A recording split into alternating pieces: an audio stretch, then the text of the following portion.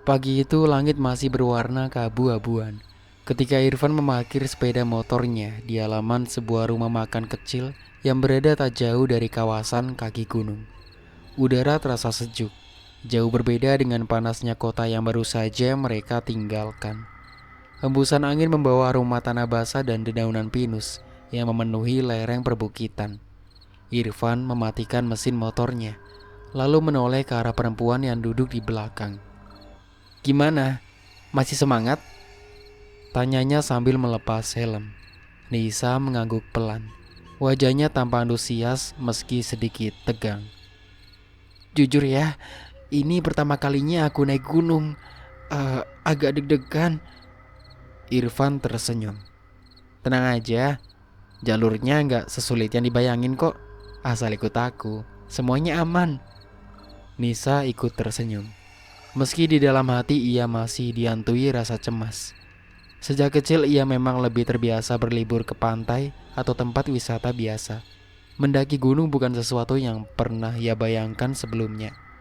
Namun, karena Ivan sangat menyukai kegiatan alam bebas, ia akhirnya bersedia menemani. Irfan berusia 24 tahun. Hampir setiap beberapa bulan sekali, ia menyempatkan diri mendaki gunung-gunung di Pulau Jawa bersama teman-temannya. Dari sekian banyak hobinya, mendaki adalah kegiatan yang paling ia banggakan. Baginya, mencapai puncak adalah bentuk kebebasan. Ia sering mengunggah foto-foto pendakiannya di media sosial lengkap dengan caption yang menunjukkan rasa percaya dirinya. "Gunung cuman soal fisik dan mental, gak ada hubungannya sama cerita-cerita mistis." Kalimat itu bahkan masih terpajang di salah satu unggahan media sosialnya. Berbeda dengan Irfan, Nisa justru tidak memiliki pengalaman sama sekali. Perempuan berusia 22 tahun itu lebih senang membaca buku atau menghabiskan waktu di kafe daripada berjalan berjam-jam menyusuri hutan. "Aku masih heran, kenapa kamu suka capek-capek begini sih?" ujar Nisa sambil mengambil tas carrier kecil dari jok motor. Irfan tertawa. "Kalau udah sampai atas nanti, kamu bakal ngerti sendiri deh." "Ya, semoga aja." Hari itu mereka memilih mendaki salah satu gunung di Pulau Jawa yang sudah lama dikenal oleh para pendaki. Gunung tersebut memiliki jalur yang indah, hutan yang masih lebat, serta puncak yang menawarkan hamparan awan di pagi hari. Namun di balik keindahannya, gunung itu juga menyimpan banyak cerita yang diwariskan turun-temurun oleh masyarakat sekitar. Bagi sebagian orang, kisah-kisah tersebut hanyalah legenda. Tetapi bagi warga setempat, pantangan yang berlaku di kawasan gunung bukanlah sesuatu yang boleh dianggap remeh. Sekitar pukul 8 pagi mereka tiba di pos registrasi pendakian. Beberapa pendaki lain terlihat sedang mengisi formulir, mengecek perlengkapan, dan menikmati sarapan sebelum memulai perjalanan. Di sudut pos, seorang bapak parubaya dengan jaket hijau tua duduk di balik meja kayu. "Selamat pagi," sapanya ramah. "Pagi pak, mau daftar naik hari ini," jawab Irfan. Petugas itu menerima kartu identitas mereka, lalu memulai mencatat data. "Sebelumnya sudah pernah naik gunung ini?" "Saya pernah 2 kali." "Kalau mbaknya?" Nisa tersenyum kecil. Belum pernah pak." Petugas mengangguk pelan. "Kalau begitu, nanti banyak-banyak dengarkan arahan. Jalurnya memang cukup jelas, tapi cuaca di atas sering berubah cepat." Irfan mengangguk singkat. Iya pak." Petugas kemudian menunjuk sebuah papan kayu besar yang berdiri di depan pos. Di atasnya tertulis berbagai peraturan pendakian. Hormati alam dan masyarakat sekitar. Dilarang merusak tumbuhan maupun mengganggu satwa liar. Dilarang membuang sampah sembarangan. Jangan berbicara kotor, sombong, atau menantang sesuatu yang tidak diketahui. Jaga sikap dan perilaku selama berada di kawasan gunung. Petugas itu menatap mereka bergantian. "Aturan ini bukan cuma buat menjaga alam. Ada beberapa pantangan yang memang sudah lama dipercayai warga." Irfan tersenyum tipis. "Maksudnya soal penghuni gunung ya pak?" Petugas tidak langsung menjawab. Ia hanya berkata pelan, Percaya atau tidak, itu urusan masing-masing. Yang penting, hormati tempat yang sedang kalian datangi. Nisa memperhatikan wajah pria tua itu. Nada bicaranya tenang, tetapi terdengar sungguh-sungguh. Saat mereka hendak beranjak, seorang ibu penjual kopi yang warungnya berada tepat di samping pos itu menyapa. Mampir dulu nak, minum teh hangat. Irfan mengangguk sopan. Boleh bu. Mereka duduk di bangku kayu sederhana. Sambil menuangkan teh panas, ibu itu bertanya. Baru pertama naik? Nisa mengangguk. Iya bu. Kalau begitu jangan jauh-jauh dari rombongan pendaki lain. Iya. Ibu itu kembali berkata. Kalau dengar ada yang manggil nama, jangan langsung dijawab. Nisa langsung menoleh. Maksudnya bu? Suka ada yang bilang begitu. Kadang orang merasa dipanggil dari arah hutan, padahal temannya gak ada. Irfan terkekeh pelan. Paling efek capek sama halusinasi kali bu. Ibu itu tidak tersinggung. Ia hanya tersenyum tipis. Bisa jadi. Tapi kalau orang-orang sini tetap percaya. Ya namanya juga nasihat orang tua. Diikuti aja, tidak ada ruginya kok. Nisa mulai merasa suasana menjadi sedikit berbeda. Entah mengapa, semua orang yang mereka temui selalu menyampaikan pesan yang hampir sama. Bukan dengan nada menakut-nakuti, melainkan seperti seseorang yang benar-benar ingin mengingatkan. Setelah menghabiskan teh hangat, mereka berpamitan. Sebelum meninggalkan warung, ibu itu kembali berkata, Jaga ucapan nak. Iya bu. Gunung itu bukan milik manusia saja. Kalimat itu membuat Nisa terdiam beberapa detik. Namun Irfan justru tersenyum santai. Siap bu. Begitu mereka mulai memasuki gerbang pendakian, suara kendaraan perlahan menghilang, berganti dengan kicauan burung dan desir angin yang menggoyangkan pepohonan tinggi. Jalur awal masih berupa jalan tanah yang cukup landai. Irfan berjalan di depan sambil sesekali menjelaskan berbagai hal. Itu pohon rasa mala. Kalau yang ini? Pakis hutan. Wah, kamu hafal banget ya. Ya iyalah, udah sering naik gunung. Nisa memperhatikan sekeliling. Pemandangannya memang luar biasa indah. Sinar matahari menembus sela-sela dedaunan, menciptakan garis-garis cahaya yang jatuh di atas tanah lembab. Sesekali mereka berpapasan dengan pendaki lain. Permisi. Semua saling menyapa dengan ramah. Di tengah perjalanan, mereka bertemu 3 pendaki yang sedang beristirahat. Sampai puncak hari ini juga mas? Tanya salah seorang. Iya. Hati-hati, kabarnya sore nanti kabut turun lebih cepat. Irfan mengangguk. Aman mas, aman. Pendaki itu menambahkan. Jangan lupa jaga sikap. Orang sini lumayan percaya sama pantangan mas. Lagi-lagi nasihat yang sama. Begitu rombongan itu pergi, Nisa memandang Irfan.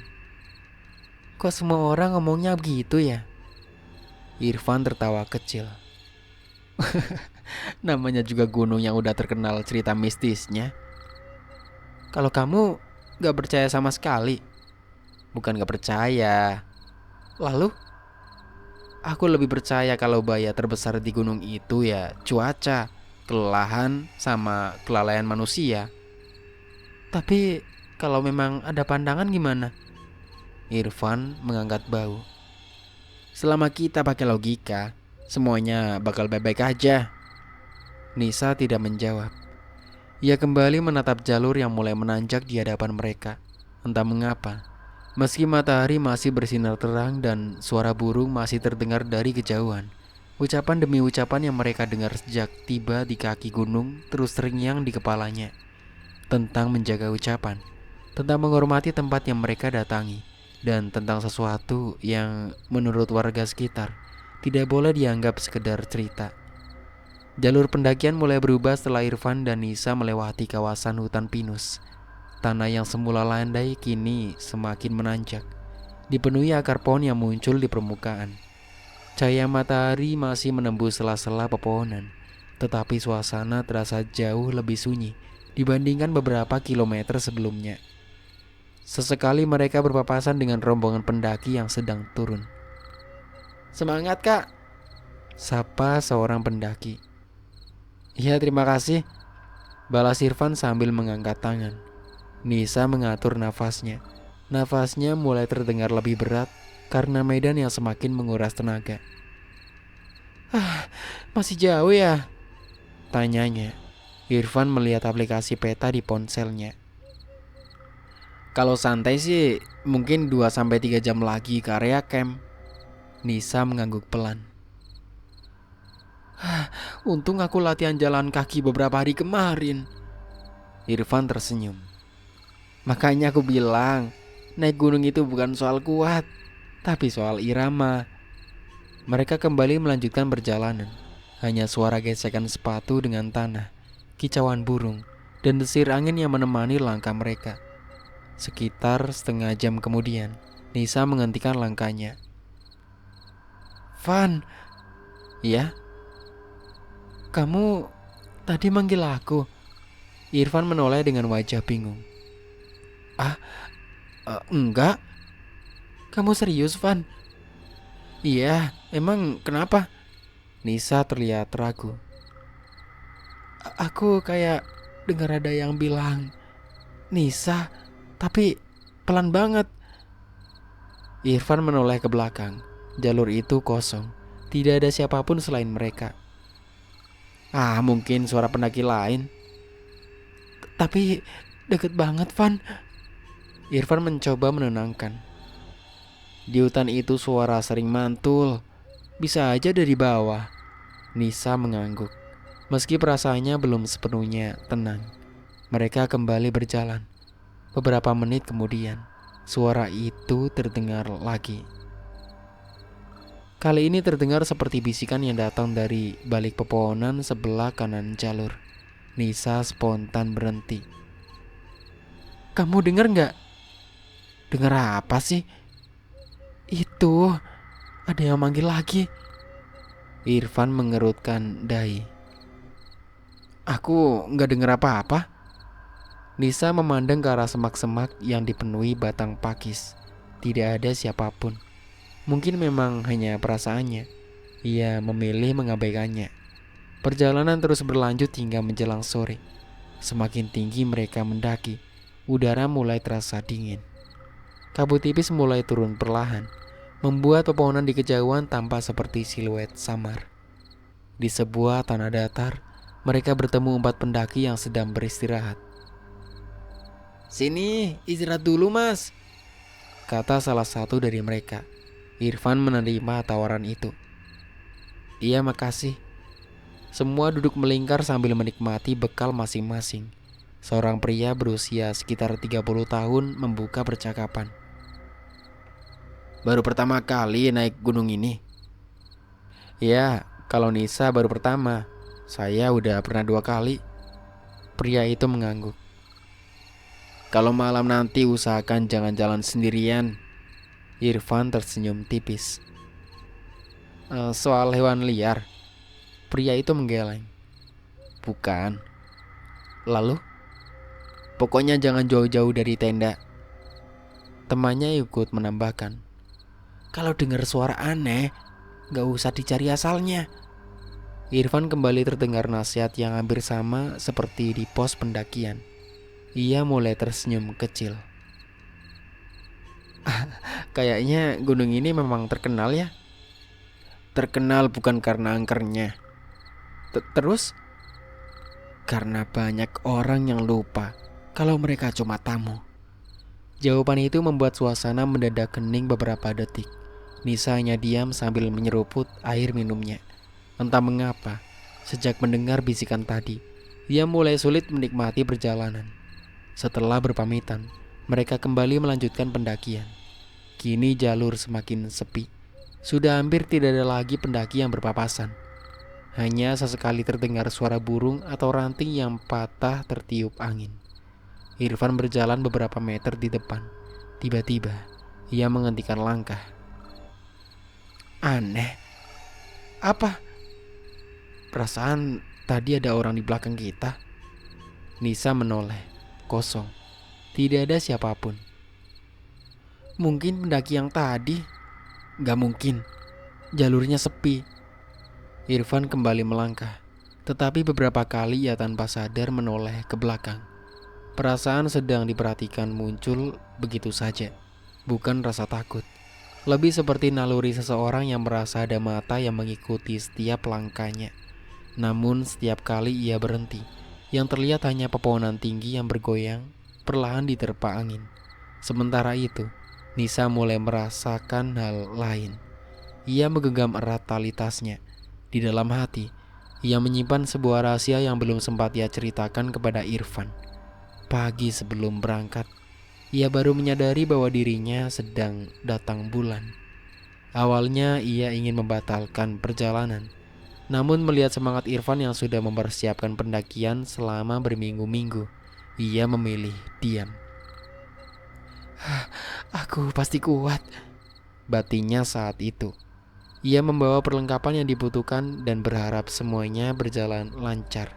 Tetapi kini, setelah mendengar berbagai pantangan dari warga dan pendaki lain, pikirannya mulai dipenuhi kecemasan. Ia tahu bahwa secara medis, menstruasi bukanlah sesuatu yang menyebabkan gangguan gaib. Namun ia juga sadar bahwa di beberapa daerah masih ada kepercayaan tertentu mengenai hal tersebut. Ia tidak ingin membahasnya, apalagi sampai membuat Irfan menyuruhnya turun gunung. Menjelang pukul 5 sore, mereka akhirnya tiba di area perkemahan. Beberapa tenda sudah berdiri di antara pepohonan.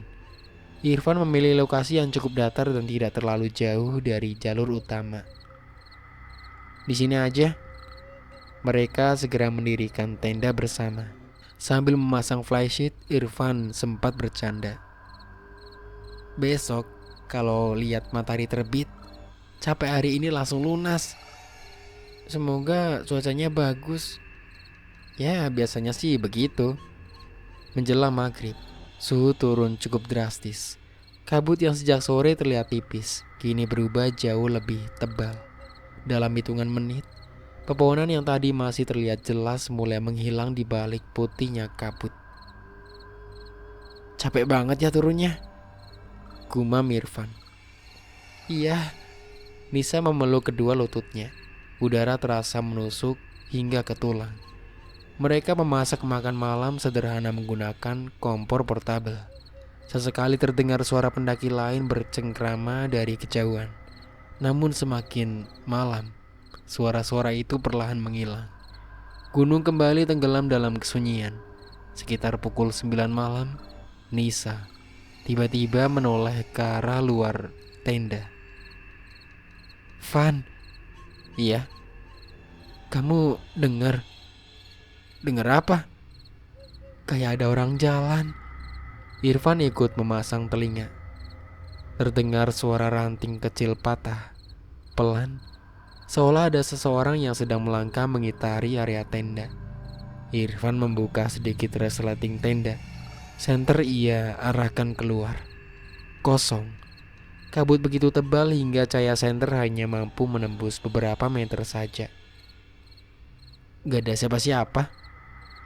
Mereka kembali masuk. Beberapa menit kemudian, suara itu terdengar lagi. Kali ini seperti berpindah ke sisi belakang tenda. Nisa mulai gelisah. Itu pasti orang. Mungkin pendaki lain mau ke toilet. Tapi kok muter-muter? Irfan tidak menjawab. Ia kembali membuka resleting. Lagi-lagi tidak ada siapapun. Yang terdengar hanya suara angin yang berembus pelan di antara pepohonan. Belum sempat ia menutup tenda, aroma harum tiba-tiba terbawa angin. Nisa mengernyit. Van. Ya. Kamu nyium bau apa enggak? Irfan menghirup udara beberapa kali. Iya. Itu bau melati. Iya. Mereka saling berpandangan. Di ketinggian seperti itu, jauh dari pemukiman, aroma bunga melati terasa sangat tidak biasa. Mungkin ada sabun atau parfum pendaki lain, ujar Irfan, berusaha tetap berpikir logis. Namun bahkan setelah ia mengucapkan kalimat itu, ia sendiri tidak benar-benar yakin. Sebab aroma tersebut datang sesaat, lalu menghilang begitu saja, seolah terbawa oleh sesuatu yang tidak terlihat. Di luar tenda, kabut semakin rapat. Suara langkah yang sempat berhenti kini terdengar kembali. Kali ini lebih pelan, seolah seseorang yang sedang berjalan mengitari tenda mereka tanpa tergesa-gesa. Nisa menarik sleeping bag hingga menutupi sebagian wajahnya. Sementara Irfan tetap terjaga, menatap resleting tenda yang tertutup rapat. Entah mengapa, untuk pertama kalinya sejak mulai mendaki, ia merasakan perasaan yang sulit dijelaskan. Sebuah firasat bahwa malam itu mungkin tidak berlalu dengan tenang. Malam semakin larut. Jam di layar ponsel Irfan menunjukkan pukul jam 10 malam. Sebelum akhirnya sinyal benar-benar hilang. Di luar tenda, kabut masih menggantung tebal di antara pepohonan. Sesekali terdengar suara angin yang menerpa dedaunan, diselingi bunyi ranting patah yang sejak tadi membuat Nisa sulit memejamkan mata. Irfan menutup resleting tenda rapat-rapat. Udah, coba istirahat dulu. Besok kita bangun pagi buat lihat matahari terbit. Nisa mengangguk, tetapi wajahnya masih tampak gelisah. Van, aku masih dengar langkah kaki itu. Irfan menghela nafas. Mungkin ada pendaki yang lagi cari kayu bakar atau ke toilet. Jam segini? Ya, bisa aja. Nisa mencoba mempercayai penjelasan itu. Namun setiap kali suasana kembali hening, suara langkah tersebut terdengar lagi, seolah mengitari tenda mereka dengan irama yang lambat. Dan krek. Irfan ikut mendengarnya kali ini. Ia mengambil senter lalu membuka sedikit resleting tenda. Sorot cahaya menyapu area sekitar. Tidak ada siapapun. Yang terlihat hanya pepohonannya berdiri diam diselimuti kabut putih. Aneh. Ada orang, Van. Irfan menggeleng. Enggak ada. Ia kembali menutup tenda, berusaha mengabaikan keganjilan itu. Beberapa menit berlalu. Suasana kembali tenang. Irfan kemudian tersenyum tipis sambil menatap Nisa. Capek ya? Ya lumayan. Tapi seru kan? Nisa tersenyum kecil. Seru sih. Mereka mulai mengobrol tentang banyak hal. Tentang rencana liburan berikutnya, pekerjaan masing-masing, hingga kenangan saat pertama kali mereka berkenalan. Percakapan itu perlahan membuat suasana menjadi lebih hangat. Di tengah dinginnya udara pegunungan, keduanya larut dalam perasaan sebagai sepasang kekasih yang sedang menikmati waktu bersama. Mereka lupa pada berbagai nasihat yang didengar sejak berada di kaki gunung. Lupa pada peringatan para pendaki.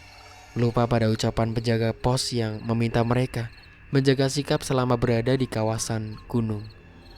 Dalam momen yang dipenuhi emosi, keduanya mengambil keputusan yang keliru dengan melakukan tindakan yang tidak pantas di area perkemahan. Suasana yang sebelumnya telah diperingatkan agar tidak dilakukan. Setelah beberapa saat, suasana kembali sunyi. Hanya suara nafas mereka yang terdengar memenuhi ruang sempit di dalam tenda. Irfan merebahkan tubuhnya sambil menarik sleeping bag. Besok kita bangun jam 5. Iya, Van, jawab Nisa terdengar pelan. Beberapa menit kemudian, Irfan menyadari ada sesuatu yang berbeda. Nis, kamu kenapa? Aku dingin, Van. Irfan tersenyum tipis. Ya wajar, ini gunung. Bukan. Suara Nisa mulai bergetar. Ini dingin banget, Van. Irfan langsung duduk. Ia melihat tangan Nisa mulai gemetar. Awalnya ia mengira hal itu wajar karena suhu malam memang cukup rendah. Ia segera mengambil jaket cadangan. "Nih, pakai ini." Nisa mengenakannya dengan tangan yang terus bergetar. Namun bukannya membaik, tubuhnya justru semakin menggigil. Giginya mulai bergemelutuk. "Van." "Iya, kenapa, Nis?" Aku gak kuat, Van." Irfan mulai panik. Ia meraba tangan Nisa. Sangat dingin. Padahal beberapa saat sebelumnya suhu tubuh perempuan itu masih terasa normal. "Tunggu." Irfan segera mengeluarkan emergency blanket dari dalam carrier. Ia membungkus tubuh Nisa rapat-rapat. "Coba, Nis, tarik nafas pelan." Nisa mengangguk lemah, namun tubuhnya terus bergetar tanpa henti. "Sebentar, aku bikin minuman hangat." Irfan menyalakan kompor portable di depan pintu tenda dengan hati-hati. Air mulai dipanaskan. Beberapa menit kemudian ia menyodorkan secangkir minuman hangat. Nis, ini minum dulu sedikit." Nisa berusaha mengangkat tangannya, namun tangannya terasa lemah. Gelas itu hampir terlepas. Irfan akhirnya membantu menyuapkan sedikit demi sedikit. "Pelan-pelan, Nis." Nisa hanya mampu meneguk berapa teguk kecil. Tak lama kemudian tubuhnya kembali menggigil lebih hebat. Irfan mulai mengingat materi dasar pendakian yang pernah dipelajarinya. "Gejala hipotermia," ia bergumam pelan. Suhu gunung malam itu memang jauh lebih dingin dibanding perkiraannya. Kabut yang tebal membuat udara semakin lembab. Irfan segera menambah lapisan pakaian pada tubuh Nisa. Sleeping bag ditutup rapat. Emergency blanket kembali diperbaiki posisinya. "Ayo, Nis, tetap sadar." Nisa memandang Irfan dengan tatapan kosong. "Van, aku capek. Jangan tidur dulu, Nis." "Tapi aku pengen tidur, Van." "Jangan sekarang, Nis. Jangan sekarang." Irfan mulai menggenggam kedua tangan Nisa untuk memberikan kehangatan. Namun beberapa menit kemudian ia menyadari sesuatu yang membuat dadanya semakin sesak. Tubuh Nisa tidak lagi menggigil sekuat sebelumnya. Justru perlahan menjadi diam. Sangat diam. "Nis? Nis?" Perempuan itu tidak menjawab. Matanya masih terbuka, tetapi pandangannya kosong ke arah atap jendela. "Nisa, Nis." Irfan menggoyangkan bahunya perlahan. Tidak ada respon. "Nis, kamu dengar aku kan, Nis?"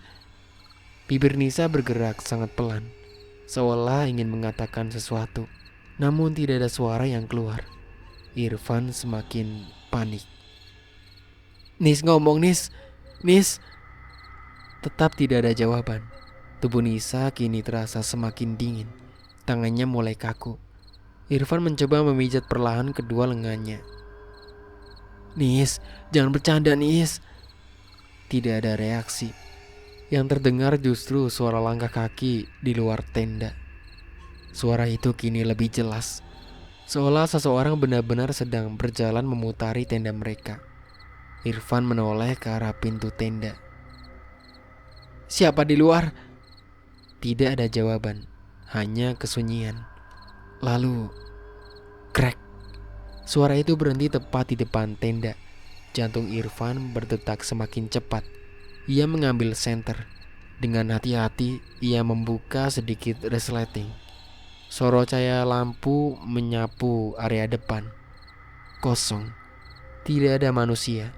Tidak ada hewan. Tidak ada apapun selain kabut putih yang menggantung pekat. Irfan buru-buru menutup kembali resleting. Saat ia membalikkan badan, aroma bunga melati kembali memenuhi tenda, lebih kuat daripada sebelumnya. Harumnya begitu pekat hingga membuat Irfan spontan menoleh ke segala arah. "Nis." Ia kembali mendekati Nisa. Perempuan itu masih berbaring tanpa bergerak.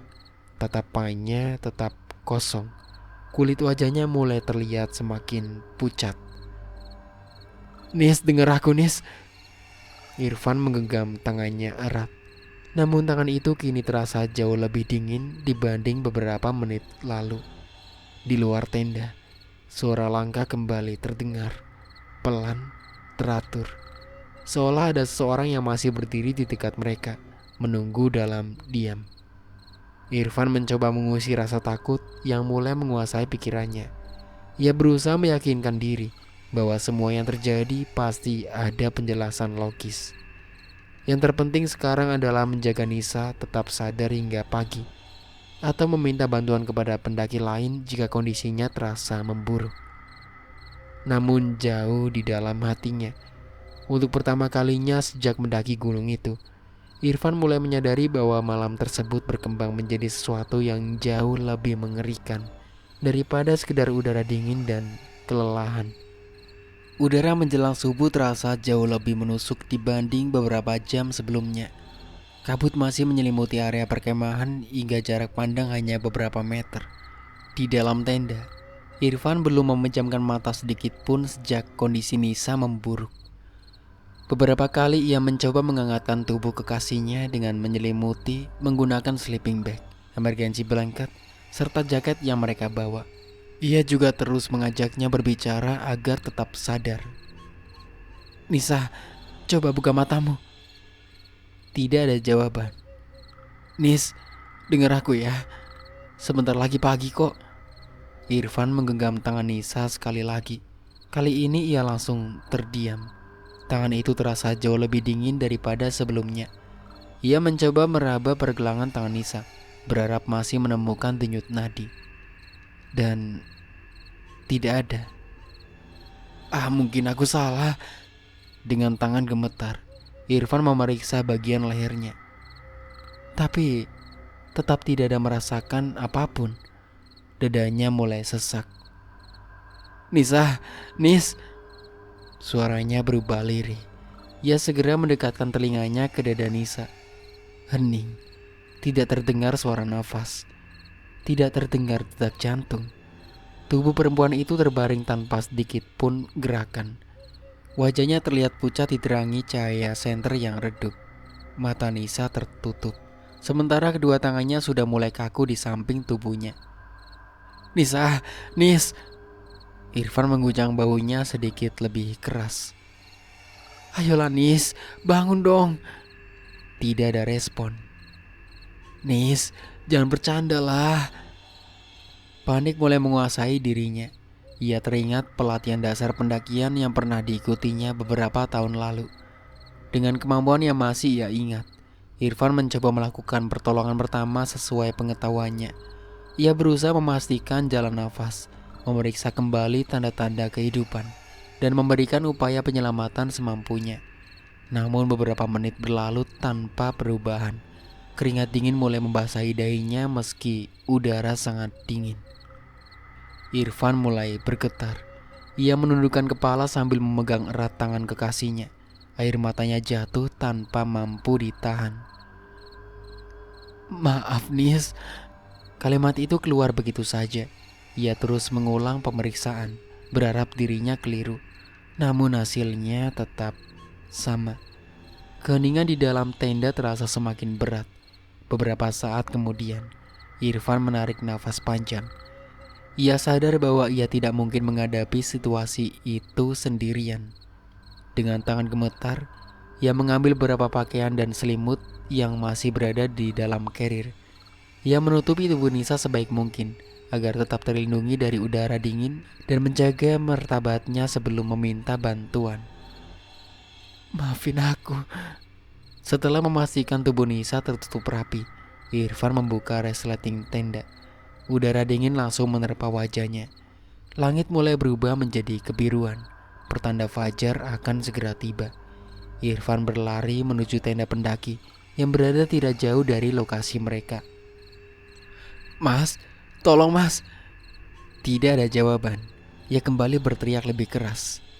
Beberapa detik kemudian, resleting sebuah tenda terbuka. Seorang pria keluar dengan wajah masih mengantuk. Ada apa, Mas? Tolong teman saya, Mas. Kondisinya kritis. Pria itu langsung berubah serius. Teman-teman, bangun dulu. Dalam hitungan menit, beberapa pendaki lain keluar dari tenda masing-masing. Apa yang terjadi? Ada yang sakit. Mana lokasinya? Irfan menunjuk ke arah tendanya. Mohon bantuannya, Mas. Mereka segera menuju lokasi sambil membawa perlengkapan P3K yang dimiliki. Salah seorang pendaki ternyata merupakan tenaga kesehatan. Semua beri ruang dulu. Ia masuk ke dalam tenda bersama seorang rekannya. Irfan hanya mampu berdiri di luar dengan tubuh gemetar. Beberapa menit terasa seperti berjam-jam. Tidak ada suara dari dalam tenda. Pendaki lain saling berpandangan. Suasana berubah sangat hening. Akhirnya pria tersebut keluar dengan wajah serius. Ia menghampiri Irfan. Mas, Irfan langsung berdiri. Gimana? Pria itu menarik nafas dalam-dalam. Kami sudah memeriksa. Irfan menunggu kalimat berikutnya dengan wajah penuh harapan. Teman Mas sudah tidak menunjukkan tanda-tanda kehidupan, Mas. Kalimat itu membuat kaki Irfan terasa lemas. Ia terduduk di atas tanah. Pandangan matanya kosong. Tidak mungkin. Tidak mungkin. Air matanya kembali mengalir. Beberapa pendaki mencoba menenangkannya. Mas yang sabar, Mas. Irfan hanya menggeleng. Tadi malam dia masih ngobrol sama saya. Tak lama kemudian, salah seorang pendaki menghubungi petugas di pos pendakian melalui radio komunikasi. Pak, kami membutuhkan bantuan evakuasi medis di area camp. Suara dari radio terdengar pelan. Informasi diterima. Tim relawan segera menuju lokasi. Sekitar 1 jam kemudian, beberapa relawan bersama petugas pendakian tiba di area perkemahan dengan membawa tandu lipat dan perlengkapan evakuasi. Seorang petugas menghampiri Irfan. Mas Irfan? Iya, kami turut berduka. Petugas itu kemudian meminta kronologi kejadian. Irfan menceritakan semuanya secara perlahan. Mulai dari kondisi Nisa yang menggigil hebat pada malam hari, akhirnya tidak lagi merespon menjelang subuh. Petugas mendengarkan tanpa memotong pembicaraan. Baik, untuk penyebab pasti meninggalnya nanti akan ditentukan melalui pemeriksaan medis setelah jenazah di bawah turun. Irfan mengangguk pelan. Ia memahami bahwa penyebab kematian tidak bisa disimpulkan di lokasi kejadian. Beberapa relawan kemudian memasuki tenda untuk mengevakuasi jenazah dengan penuh kehati-hatian. Mereka memastikan tubuh Nisa tetap tertutup dengan baik sebelum dipindahkan ke dalam kantung jenazah dan diletakkan di atas tandu. Seluruh proses berlangsung tenang dan penuh penghormatan. Tidak ada seorang pun yang berbicara dengan suara keras. Setelah semua siap, perjalanan turun gunung pun dimulai. 4 relawan bergantian memikul tandu melewati jalur yang mereka daki sehari sebelumnya. Irfan berjalan beberapa langkah di belakang rombongan. Wajahnya pucat. Sepanjang perjalanan, ia terus menunduk. Tak ada satupun kata keluar dari mulutnya. Kabut masih menggantung di antara pepohonan. Suasana hutan terasa lebih sunyi dibandingkan kemarin. Yang terdengar hanya langkah kaki para relawan dan bunyi tandu yang sesekali bergesekan dengan ranting. Sekitar 30 menit berjalan, salah seorang relawan yang berada di bagian belakang tiba-tiba menoleh ke arah hutan. Kalian dengar? Relawan lain menghentikan langkah. Dengar apa? Tadi kayak ada suara perempuan nangis. Semua terdiam sejenak. Mereka memasang telinga. Tidak terdengar apapun selain embusan angin. Mungkin suara burung, ujar salah seorang relawan mencoba menenangkan suasana. Rombongan kembali melanjutkan perjalanan. Namun belum lama berjalan, relawan lain yang berada di sisi depan ikut memperlambat langkahnya. Sebentar, ada apa lagi? Aku juga dengar. Dengar apa? Kayak orang nangis. Suara itu sangat pelan, sulit dipastikan berasal dari mana. Seolah datang dari balik kabut yang mengikuti jalur pendakian. Seorang petugas akhirnya berkata dengan tenang. Jangan kepancing. Tetap fokus pada evakuasi. Semua mengangguk. Tidak ada yang berusaha mencari sumber suara tersebut. Mereka memilih terus berjalan sambil menjaga langkah tetap stabil. Sementara itu, Irfan hanya memandangi tandu yang membawa tubuh Nisa. Di tengah kesedihan, suara lirih yang terdengar dari balik kabut membuat bulu kuduknya meremang. Ia tidak tahu apakah itu hanya perasaan orang-orang yang kelelahan setelah semalaman tidak tidur, suara alam yang terdengar berbeda di pegunungan, atau memang ada sesuatu yang sejak awal mengikuti mereka. Yang ia tahu, perjalanan turun gunung itu terasa jauh lebih panjang daripada saat mereka mendakinya sehari sebelumnya. 2 minggu telah berlalu sejak pemakaman Nisa. Rumah Irfan yang biasanya ramai kini terasa sunyi. Ia memilih mengambil cuti dari pekerjaannya karena belum sanggup menjalani aktivitas seperti biasa. Setiap kali menutup mata, bayangan malam di dalam tenda itu selalu kembali memenuhi pikirannya. Wajah Nisa yang semakin pucat, tangannya yang perlahan menjadi dingin, tatapan kosong yang tidak pernah ia lupakan. Setiap kali mengingatnya, dada Irfan terasa sesak. Kalau saja malam itu aku langsung turun. Kalau saja aku lebih cepat meminta bantuan. Kalau saja aku tidak ngajak Nisa naik gunung. Kalimat-kalimat itu terus berputar di kepalanya. Tidak ada satu hari pun yang berlalu tanpa rasa bersalah. Ibunya beberapa kali mencoba menghiburnya. Van, kamu harus makan. Nanti aja, Bu. Kamu gak bisa begini terus. Irfan hanya mengangguk pelan tanpa benar-benar mendengarkan. Malam menjadi waktu yang paling ia benci, karena setiap kali tertidur, mimpi yang sama selalu datang. Ia berdiri seorang diri di jalur pendakian yang dipenuhi kabut tebal.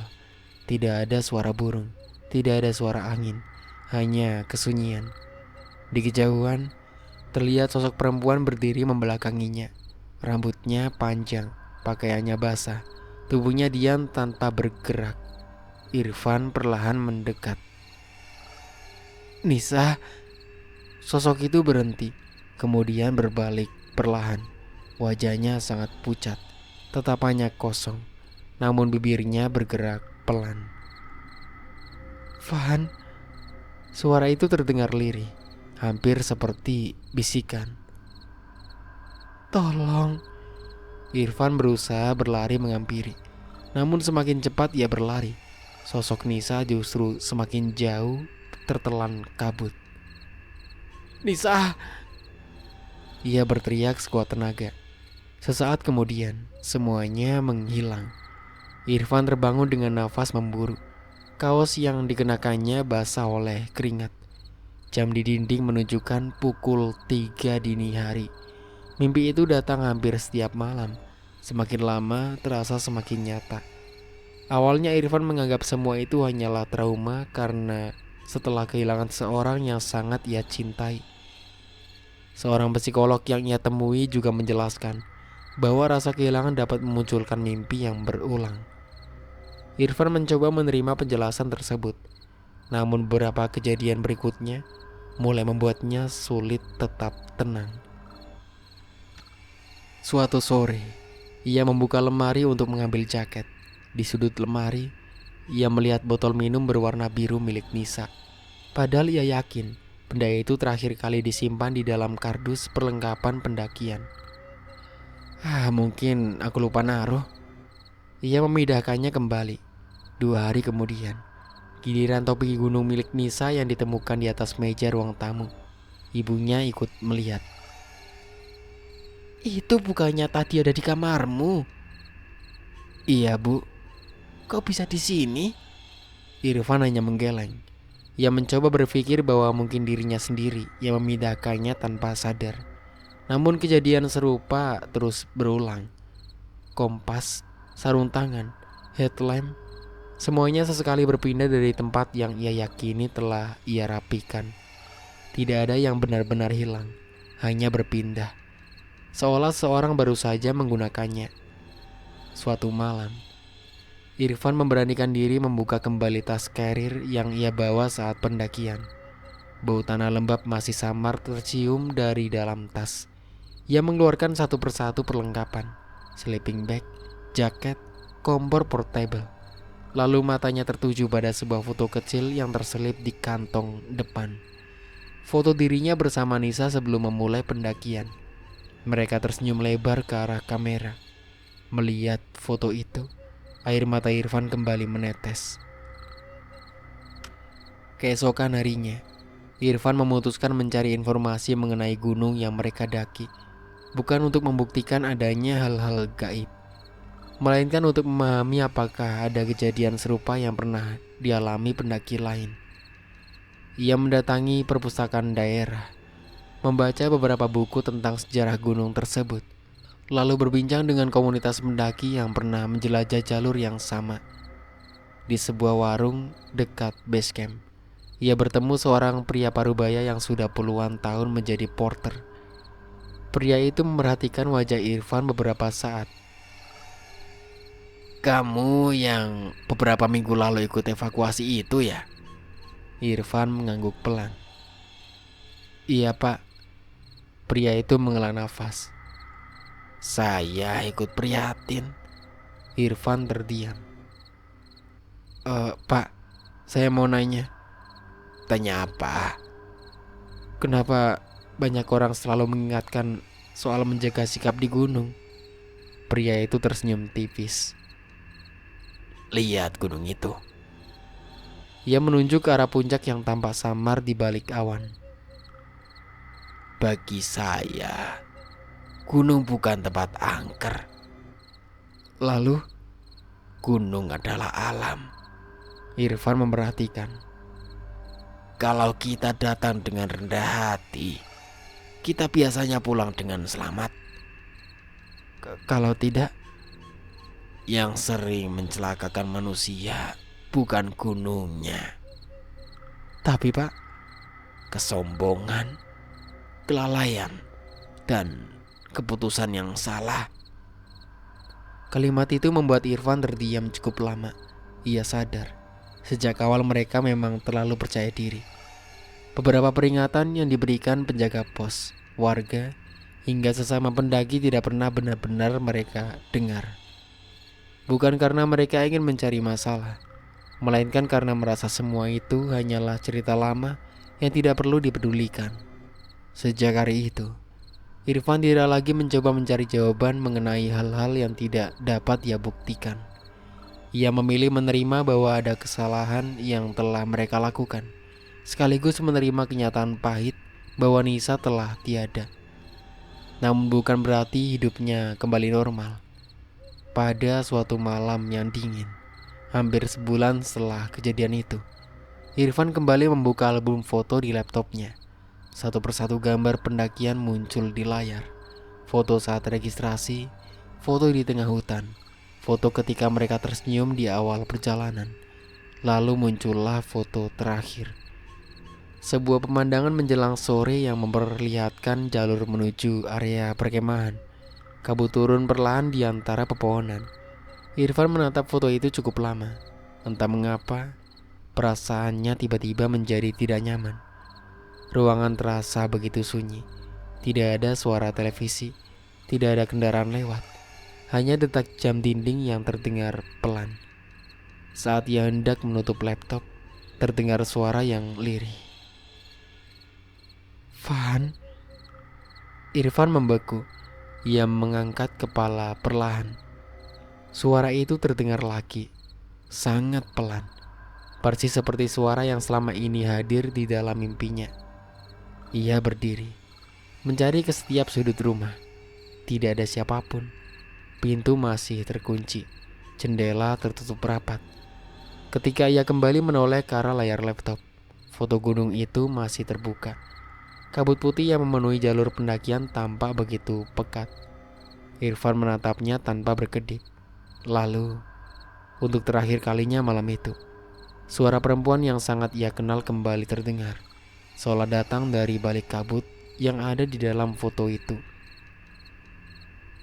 "Van, pulang." Lampu kamar berkedip sesaat. Layar laptop mendadak mati. Dan di tengah keheningan yang menyelimuti rumahnya, Irfan hanya mampu berdiri terpaku. Tidak lagi yakin apakah suara yang didengarnya hanyalah bayangan dari rasa bersalah yang belum selesai, atau benar-benar ada sesuatu yang tidak pernah ikut turun dari gunung itu.